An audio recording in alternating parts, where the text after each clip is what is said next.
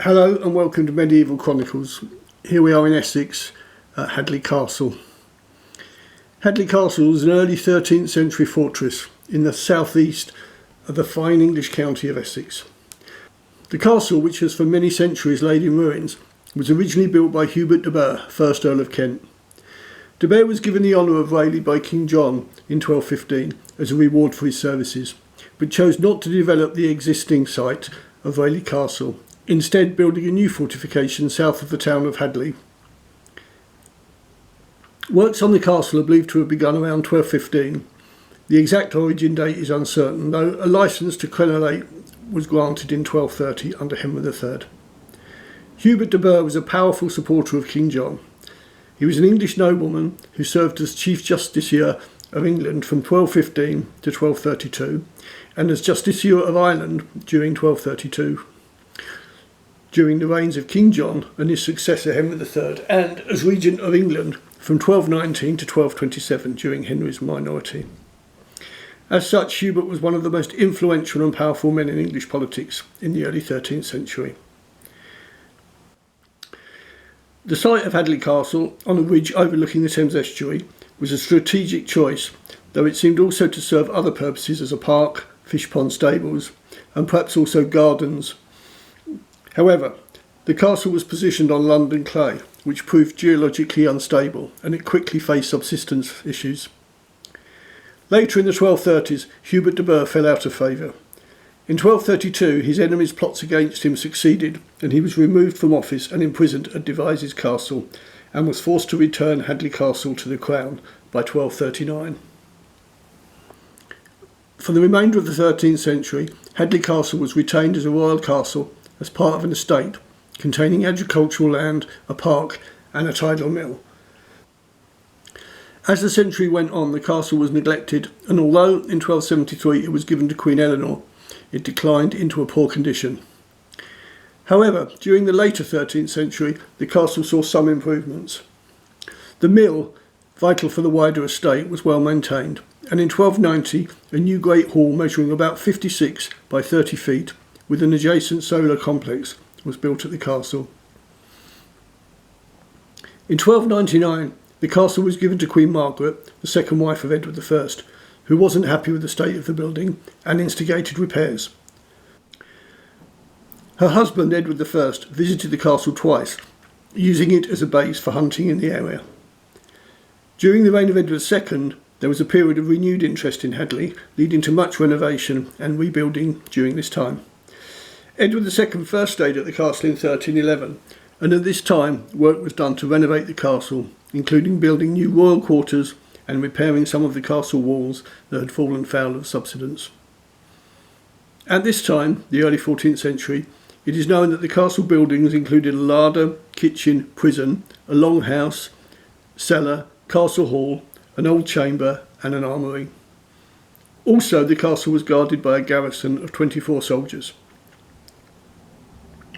Edward II stayed at the castle frequently during his reign, using Hadleigh as a hunting retreat, often travelling to Hadleigh on his royal barge, which docked at a wharf on the Thames Estuary near the castle. In 1330, Edward III acquired Hadleigh Castle from his mother Isabella, later known as the She-Wolf of France. She had acquired it after the fall of Edward II in 1327.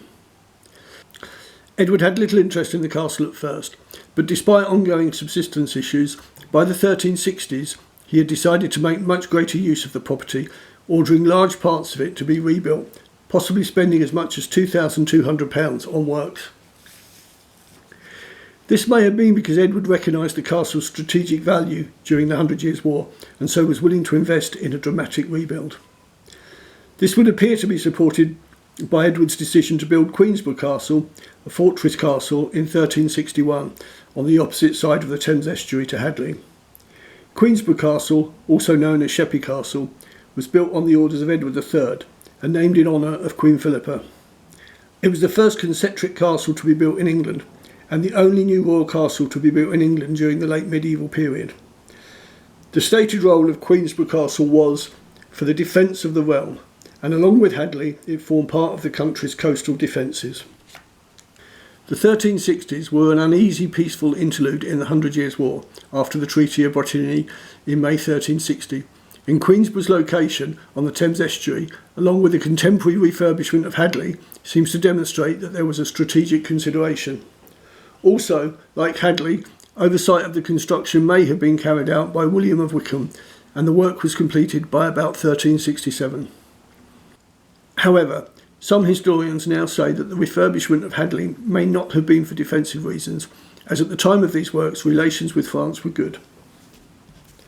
The works at Hadleigh during the early 1360s included renovation of existing buildings, the creation of 2 large circular drum towers, and new royal lodgings were built along the south walls.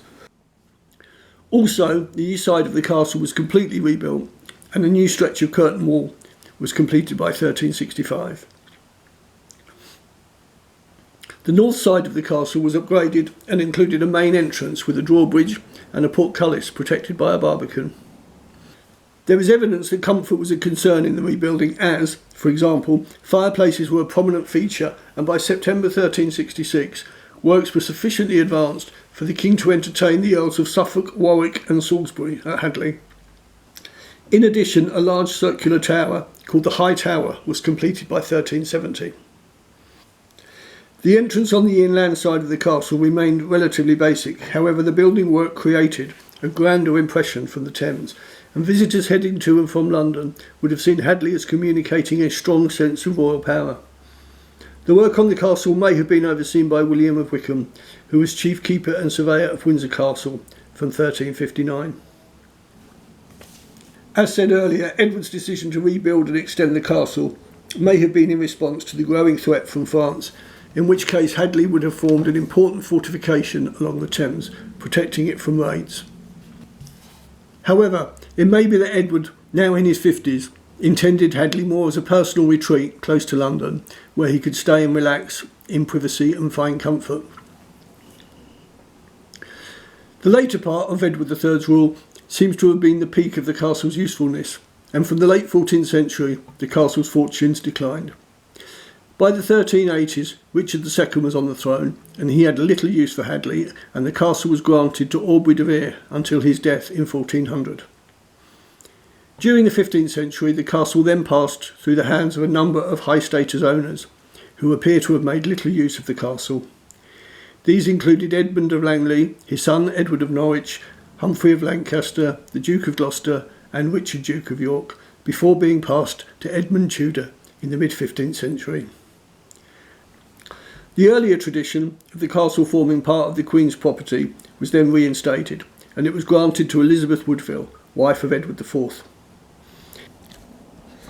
It's thought that Henry VIII made little, if any, use of the castle himself, but it formed part of the dower of 3 of his wives, Catherine of Aragon, Anne of Cleves, and Catherine Parr.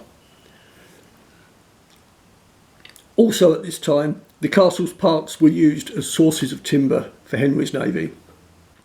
After 1544, the estate began to be broken up, the parks were sold, and then in 1551, Edward VI sold the castle to Lord Richard Rich for £700.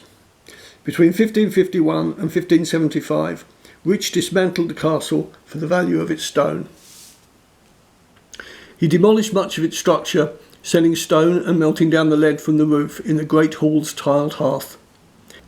The once grand and imposing Hadleigh Castle, now in ruins, then passed through Rich's descendants, who generally left the site largely unused, and deteriorating soil conditions accelerated its ruination.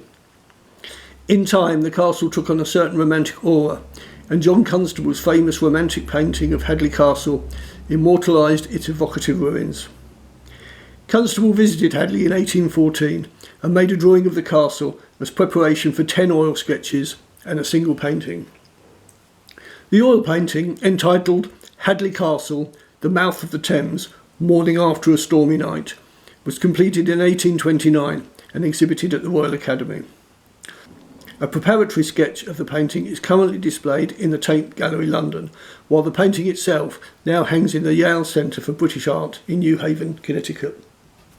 Constable's painting, one of his most monumental works, according to the art historians Tamist Groft and Mary Mackay, shows Hadleigh Castle as a decaying structure succumbing to nature.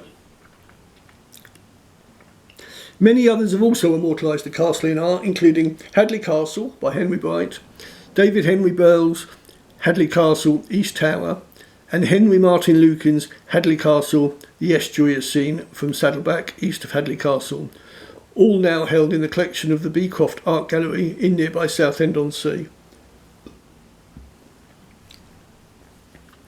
The castle then, by the 19th century, stood as a majestic ruin overlooking the Thames Estuary.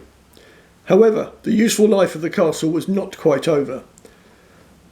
In 1891, as a social experiment, William Booth bought the Hadleigh Castle estate for the Salvation Army, creating a farm colony to support London's poor.